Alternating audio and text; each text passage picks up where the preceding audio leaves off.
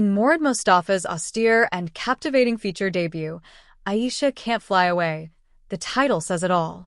An absorbing and at times puzzling blend of genres ranging from drama to body horror tells the story of an African immigrant who both craves something more and deserves a lot better than the hand she's been dealt. But like a caged bird, she can't escape her cruel and imprisoning circumstances. Played by a terrific Buliana Simon in a precise performance of stoic poise, Aisha is a 26-year-old Sudanese caregiver, tending to the needs of the elderly, helping with their medication, and keeping up their apartments. Residing as an immigrant in the bustling city of Cairo, in the tough neighborhood of Ain Shams, where Mostafa has spent his childhood and teenage years, and therefore captures with an insider's lens, she is often observing and narrowly surviving the disorder and violence that erupt in the streets.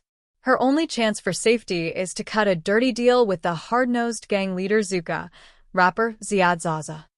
Early on, we watch Aisha as she leaves the apartment she works at for the day, after she makes a copy of the house key to later pass on to Zuka. This is a regular arrangement between the two. Aisha would steal house keys, and Zuka would provide her protection in return. As in the film Promise Sky, which premiered alongside Aisha, in uncertain regard at Cannes, Mostafa's film focuses on an African woman alienated and left without options on her own continent.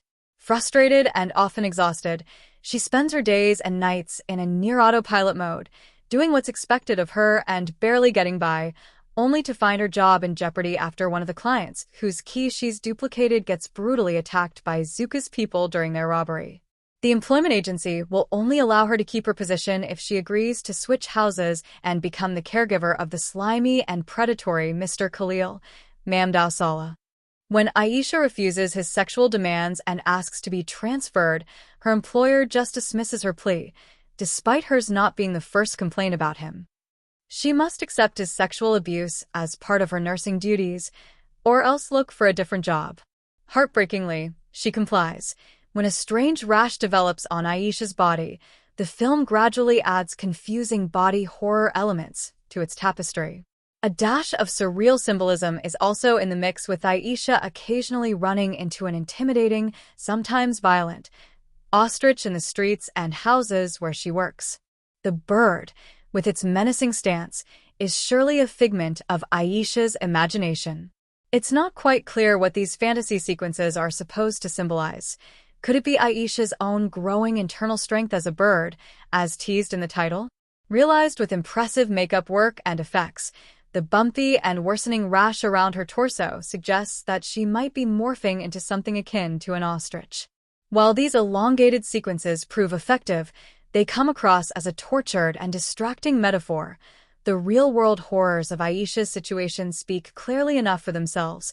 Despite his iffy handle on mixing tones and genres, Mostafa nevertheless steers the layered and chaotic world of Aisha Can't Fly Away with a painterly lens, thankfully avoiding a sense of visual romanticization in the midst of her lead's dire circumstances. Crowded sidewalks, dusty roads, and a densely populated city spread out in the background, while cinematographer Mostafa El-Kashef stays close to Aisha's face, underscoring her silent perceptiveness. In her thoughtful portrayal of a young woman with no good prospects, Simon articulates Aisha's resolute headspace distinctly, commanding the screen with her sharp, uncompromising gaze.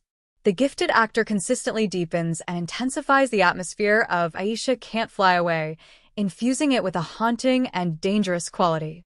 At times, the film leans into needless miserabilism, but Mostafa fortunately gives Aisha, and the audience, some breathing room, reminding us the small pockets of peace in her world through some underdeveloped but very welcome side characters.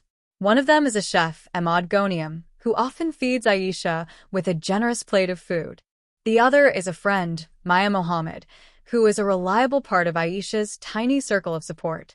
The film is at its strongest when intimately keeping its lens on Aisha's tangible struggles, while organically contextualizing the modest instances of goodness in her life in contrast with the dire political backdrop of the region. On the whole, Mostafa delivers a worthwhile and intriguing character study, with disquietingly memorable images that startle even when they occasionally overpower the human drama at the film's center.